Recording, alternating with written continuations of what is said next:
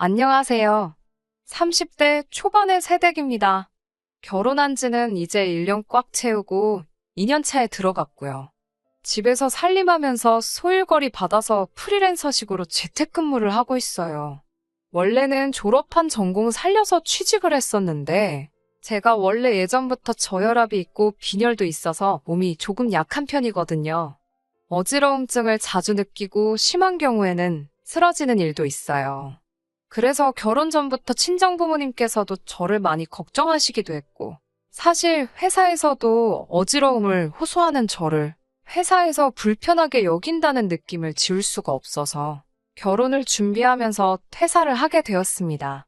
프리랜서 일이 쉽지만은 않아서 버리는 회사 다닐 때보다 적은 편이에요.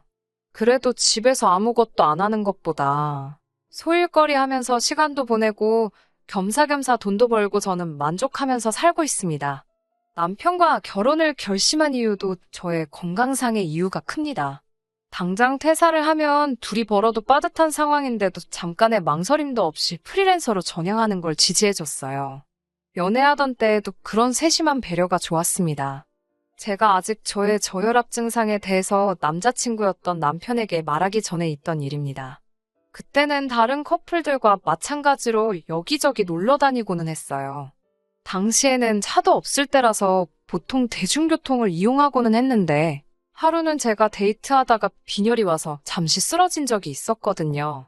그때 처음 제가 종종 저혈압 때문에 이런다는 이야기를 했는데 그 뒤로부터는 어디 먼 데까지 가서 데이트하는 횟수를 대폭 줄이고 남자친구가 직접 저희 집 근처까지 찾아왔어요. 친정이 경기도권 신도시에 있고 당시에 저도 부모님과 같이 지냈으니 서울 사는 남자친구한테는 꽤나 먼 거리였을 텐데도 한 번도 불평하지 않고 저를 만나러 와줬습니다. 버스 시간대가 안 맞으면 2시간도 걸리는 거리를 힘들다 한마디 한 적 없었고요. 당시에는 그게 저에 대한 배려라고 생각했는데 결혼하고 나서 보니 그게 배려라기보다는 멀리라도 제가 사는 곳 근처까지 오는 것이 남편한테 더 편해서 그랬던 것 같습니다. 연애하면서도 어디 다른 데 가보고 싶고 해도 제 몸 상태 운운하면서 항상 집 근처에서만 만났고 결혼 후에도 어디 놀러 가는 건 고사하고 남편이 회사 출근 안 하는 주말이 되면 시댁에 가서 시간을 보내야 했어요. 신혼집을 서울에 구하면서 친정하고는 거리가 멀어진 이유도 있고 남편이 홀 시어머니 밑에서 자랐는데 어머님을 또 엄청 챙기거든요. 시댁은 가까운 편이기도 하고 해서 매주 주말마다 시댁으로 출근하는 느낌을 받을 정도로 거의 하루도 빠지지 않고 가야 했습니다. 시댁 말고 어디 다른 데 좀 가자고 투덜거려도 봤는데 또 저번처럼 어디서 픽 쓰러지면 어떡하냐고 쓰러지더라도 실내에서 쓰러지는 게 더 낫지 않냐고 하는데 같은 변명도 한두 번이지 매번 같은 소리를 하니까 많이 서운하더라고요. 저를 더 서운하게 만들었던 건 매번 이렇게 시댁만 올 거면 친정도 가끔 가자는 저의 말에 남편은 친정에 가면 거리가 멀기도 하고 장인 장모님 2분 다 계시는데 그러면 자기가 조금 불편한 것 같아서 싫다고 친정에는 명절 때나 가자고 하는 거예요. 연애할 때 차도 없을 적에는 대중교통 타고 다니면서 뻔질나게 오던 사람이 결혼 후에 차가 생겼는데도 친정 가는 게 힘들다는 말을 하고 있으니 조금 어이가 없었죠. 그리고 친정 부모님이 불편하다는 말도 그래요. 저는 시어머니가 편하기만 해서 시댁에 군말 없이 따라가는 거 아니거든요. 그래서 결혼 생활 초반에는 남편 따라 매번 시댁으로 향하다가 너무 불공평하다는 생각도 들고 계속 아무 말 없이 따라가니까 더 저러는 것 같아서 언제부터인가 일부러 일을 월요일이나 화요일쯤으로 마감을 해줘야 하는 일들로 받아다가 주말에는 집에서 일을 하기 시작했어요. 그러면 일 핑계로라도 시댁에 안 갈 수 있었으니까요. 그런데 웃기는 건 제가 일 때문에 시댁에 못 간다고 하니 남편도 딱히 혼자서는 시댁에 가지 않더라고요. 아예 발길을 끄는 건 아니지만 그렇게 하루도 빠짐없이 매 주말마다 다녔으면서 제가 주말에 일을 시작하고 난 뒤로부터는 빠르면 3주에 한 번, 늦으면 한 달에 한 번씩 텀을 두고 다녀가기 시작했습니다. 매주 안 가도 되는 거면 어디 좀 나가거나 친정에도 좀 다녀오지. 좀 치사하다는 생각이 들었어요. 식사는 시어머니가 챙겨주시기는 하는데 뒷정리는 그동안 제가 했었거든요. 그러니까 한편으로는 혹시 뒷정리해줄 사람이 없으니까 안 가는 건가? 하는 생각도 들더라고요. 제가 부풀려서 생각한 걸 수도 있겠지만은요. 얼마 전 있었던 일입니다. 늦여름인데도 무더위가 기승을 부려서 아주 힘들던 때였어요.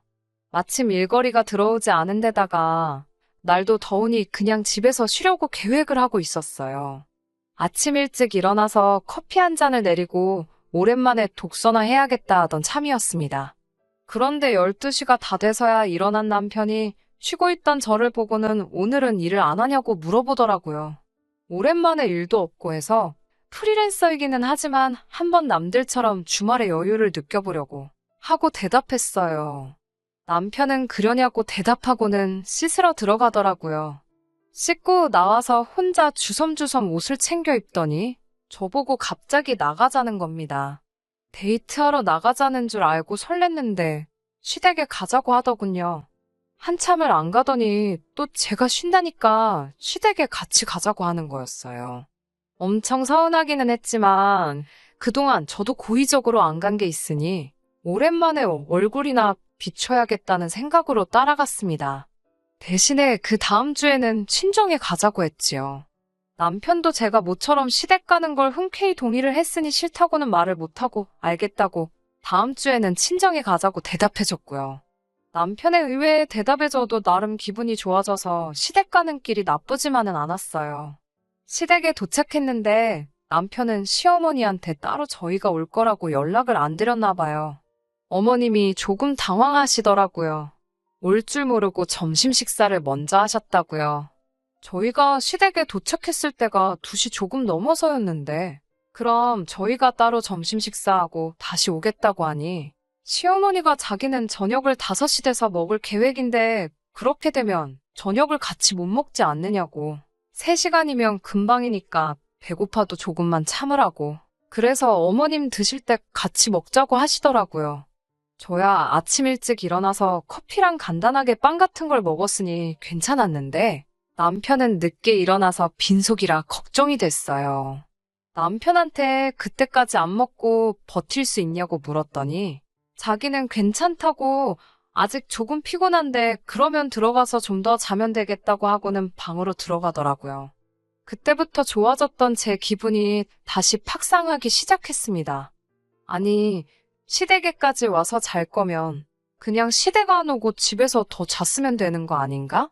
괜히 잘 쉬고 있는 사람 데려다가 벌 주는 것도 아니고 남편이 잠들어 있으면 저는 시어머니하고 같이 단둘이서 시간을 보내야 하는 거잖아요. 조금 어이가 없어서 어머님 댁까지 와서 잘 생각을 하냐고 어머님하고 같이 시간 보내야지 않겠냐고 따졌지만 기어이 졸리다고 방으로 들어가 드러눕고 자더라고요. 남편이 잠에서 깰 때까지 어머님이랑 단둘이 뭘 해야 하는지 모르겠더라고요. 어머님도 저를 조금 어려워하시는 것 같고 그냥 평범한 안부 인사 몇 마디 나누다가 결국에는 거실에 어머님과 나란히 앉아서 TV만 보고 있었습니다. 남편이 방 안에서 코 고는 소리가 거실까지 들리는데 정말 화가 나서 한 대 쥐어박아주고 싶을 정도였어요. 한참 드라마 재방송 같은 거 보면서 시간을 때우는데 가만히 있으니까 저도 슬슬 배가 고파오기 시작하더라고요. 시간이 어머님이 식사하신다던 시간이 다 되어가서 남편 깨워오겠다고 말씀드렸는데 애가 얼마나 피곤하면 엄마 집까지 와서 자겠냐고 좀 더 자게 두라고 하시는 겁니다. 저혈압 때문에 오랫동안 공복 상태로 있으면 안 되는데 몸 약하다고 유세 부리는 것도 아니니 말도 할 수 없었고 그냥 남편이 스스로 일어나기를 기다릴 수밖에 없었어요. 남편은 6시가 다 돼서야 일어났습니다.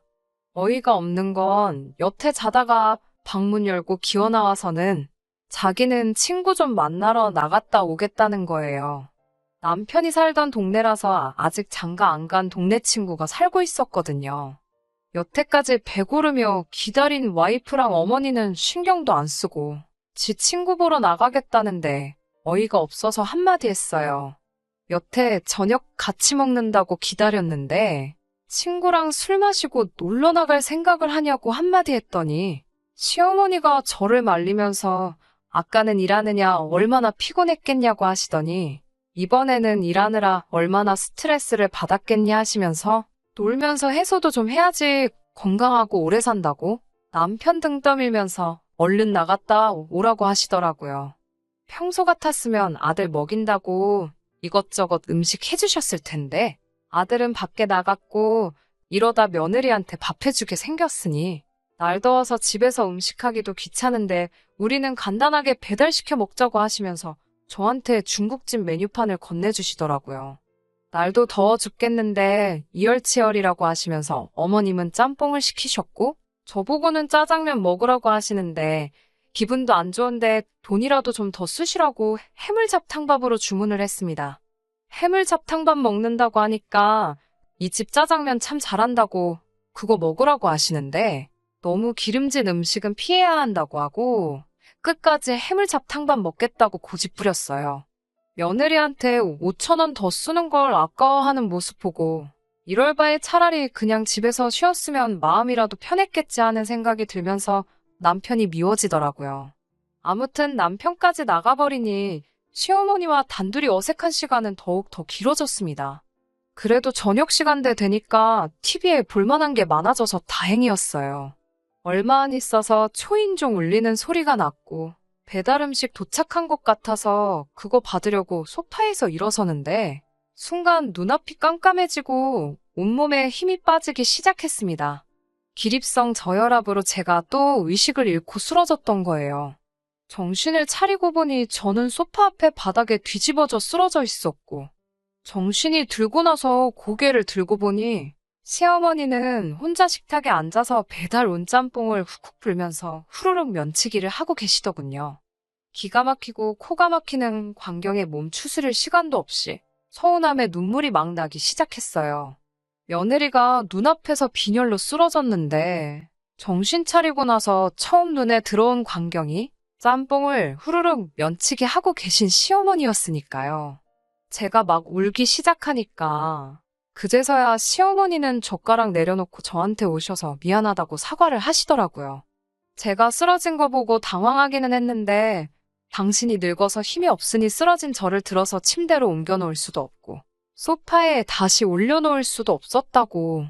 그래서 남편한테 전화했더니 구급차까지 부를 건 없고 가만두면 조금 지나서 제가 알아서 일어날 거라고 해서 일단 식사 먼저 하고 계셨다고 하시네요. 허둥지둥 하시는 게 진짜 저한테 미안한 건 맞는 것 같은데 그래도 화가 나는 건 참을 수가 없더라고요. 시어머니한테 사람이 쓰러졌는데 음식이 넘어가시냐고 따지니 면이 불어터지면 맛이 없지 않냐고. 본인이 할 수 있는 게 없는 상황이라 어쩔 수 없었다면서 저보고 이해하라고 하시면서 미안하다고 했는데도 어른한테 그렇게 눈 동그랗게 뜨고 소리를 치냐며 되려 저한테 역정을 내기 시작했어요. 이래서 아픈 애 며느리로 들이지 말자고 했는데 기어이 결혼을 하더니 지금 이 꼴 좀 보라고 정말 할 말과 해선 안 될 말 같은 거는 안중에도 없고 입 밖으로 나오는 말을 전부 뱉으시더라고요. 어머님 진짜 너무하시다고 한마디 하고 저는 그 길로 나와서 택시 타고 집으로 돌아왔네요. 더 어이없는 건 남편은 제가 쓰러졌다는 연락을 받았는데도 불구하고 집에는 한참 늦게 술이 얼큰이 취해서 들어왔다는 거예요. 자초지종을 어머님한테 듣고 온 건지 집에 들어오자마자 오히려 저한테 큰 소리를 치더라고요. 아무리 종종 있는 상황이라지만 제가 쓰러져 있는 동안 무슨 일이 있을지도 모르는데 제 걱정은 하나도 하지 않고 오히려 그냥 택시 타고 집으로 돌아온 자기 상황부터 저에게 화를 내더라고요. 그렇게 말도 없이 혼자 집으로 들어가면 어떡하냐고. 자기가 술을 마셨으니 차를 제가 끌고 들어와야 되는 건데 자기 두고 저 혼자 가버려서 택시비만 더 나갔지 않느냐고 따지더라고요. 아내가 쓰러졌는데 괜찮냐고 물어보는 게 먼저 아니냐고 했더니 엄마가 같이 있었는데 무슨 일이 있었겠냐고 엄살 좀 그만 부리라고 오히려 저한테 화를 냈어요. 아무리 술 기운이 있다고 할지라도 미안해할 건 미안해하고 조금 이성적으로 생각했으면 좋겠는데 이 상황에서 서운해해야 할 사람은 전데 남편은 자기 서운한 이야기만 하더군요. 특히 제가 어머님한테 무안 줬던 게 그렇게 서운했나 봅니다. 어머님이 나이가 있어 기운이 없으시니 당연히 쓰러진 저를 못 옮기는 게 당연한 거 아니냐고. 그래서 깨어날 때까지 기다리신 건데 뭐가 그렇게 서운해서 그 난리를 치고 왔냐고. 당장 시어머니한테 전화 걸어서 사과하라고 하더라고요. 그래서 저도 남편한테 시어머니가 나를 안 옮겨줘서 이러는 건 줄 아냐고. 아무리 내가 종종 쓰러진다고 해도 눈앞에서 사람이 쓰러졌는데 다른 사람도 아니고 한 가족인 며느리가 쓰러졌는데 거기서 짬뽕이 입에 들어가냐고 저도 바락바락 소리 지르면서 싸웠어요. 그러니 남편은 그럼 그 상황에서 우리 엄마가 네 옆에 달라붙어서 제발 일어나라고 기도라도 하고 있었어야 되냐면서 계속 큰 소리를 치더라고요. 너도 똑같은 놈이라고. 어머님한테 아내가 쓰러졌다는 연락을 받고도 친구랑 마시던 술이 목구멍으로 넘어가더냐고. 아주 두 모자가 똑같은 사람들이라고 쏘아붙였어요. 남편도 더는 할 말이 없는 건지 우물쭈물하더니 역정을 내면서 됐고 너 때문에 차 시댁에 두고 왔으니까 너가 내일 가서 차 찾아오라고 언성을 높이더니 방으로 문 쾅 닫고 들어가더군요. 한 침대에서 잠들기는 싫어서 저는 그날 소파에서 잤습니다. 잠도 제대로 못 잤어요. 하도 열이 받아서 자다가도 눈이 번쩍번쩍 뜨이더라고요. 아침에 일어나니 술이 깨서 그런가. 남편도 자기가 실수한 걸 알았는지 축벽거리면서 저한테 먼저 말을 붙여보려 노력하더라고요. 저는 대꾸도 안 하고 눈도 안 마주쳤어요. 전날 새벽에는 저보고 시댁에 두고 온 차 가져오라고 그렇게 소리를 치더니 점심때쯤에 기어이 지가 나가서 차를 가져오더군요. 요즘도 남편은 제 눈치만 보면서 있어요. 아직 냉전 중인 상황입니다. 하루는 풀어야겠다 생각이 들면서도 한편으로는 짬뽕면이 후루룩 시어머니 입으로 넘어가는 장면이 생각나서 도무지 용서가 안 되네요. 시어머니한테도 아무 일 없었다는 듯이 연락이 오고 지금은 오히려 제가 억지 부리면서 예민하게 구는 사람처럼 된 것 같아서 신경이 참 쓰이네요. 사과는 받고 싶은데 아무 일도 없던 것처럼 어물쩍 넘어가려는 두 사람을 이해해줘야 하는 건지 잘 모르겠어요. 그냥 이때쯤 저도 화 풀고 아무 일도 없던 척 해야 하는 걸까요? 안녕하세요. 기억하실지 모르겠지만 작년에 사연 보냈던 저혈압성 빈혈 가지고 있는 새댁입니다. 우연찮게 제 사연을 다시 봤다가 후기 궁금해하시던 분들이 많아서 이렇게 하나 보내드려요. 여러분이 원하셨던 것과는 다르게 그냥 아무 일도 없었던 것처럼 넘어가려던 두 사람 따라서 저도 화 풀었습니다. 마음속으로 용서한 건 아니지만 일부러 이렇게 불편하게 지내야 할 필요가 있나 싶었었어요. 두 사람도 그날 일을 언급하고 싶지 않아 보였고요. 정말 아무 일도 없던 것처럼 그날 일은 언급조차 안 하는 두 사람이 얄밉긴 했지만 저도 불편하게 지내서 뭐 하겠냐고 이만 마음속에 묻어두기로 결정했으니 더 이상 그 일 가지고 말 꺼내지 않으려고 노력했습니다. 사실 벌써 2달이나 더 지난 일인데요. 시댁에 가족 행사가 있어서 남편하고 시어머니 다 같이 해서 다녀온 적이 있었어요. 그리고 그 후에 어머님이 미열을 동반한 감기 증상이 있으셨고 병원 가서 검사해보니 확진 판정을 받으셨어요. 저도 그렇고 남편도 어쨌든 밀접 접촉자에 해당하니 검사를 받았습니다. 그런데 저도 아무 증상이 없었는데도 양성 판정이 나오더라고요. 남편은 다행히 음성이었는데 아무리 남편이 아무런 이상이 없다고 해도 한 집에서 지내다가 남편한테까지 옮겨버리면 안 되겠다는 생각이 들더라고요. 저는 무증상이었기 때문에 따로 고생한 건 없지만 그렇다고 괜히 남편하고 한 집에서 지내다가 남편 혹은 남편 회사 사람들한테 옮기게 되지 않을까 하는 생각에 고민을 했어요. 제가 양성이니 친정에 가 있을 수도 없는 노릇이고 반대로 남편을 친정에 보낼 수도 없던 상황이었으니까요. 그렇다고 남편을 시댁에 보내자니 시어머니도 환자시고 어떻게 방법이 없더라고요.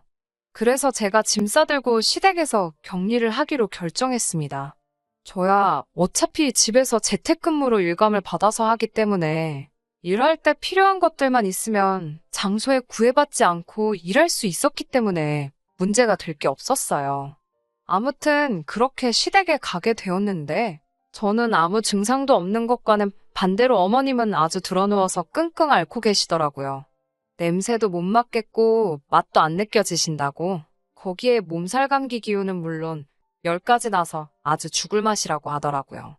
저는 콧물 살짝 나오는 거 말고 아무렇지도 않았거든요.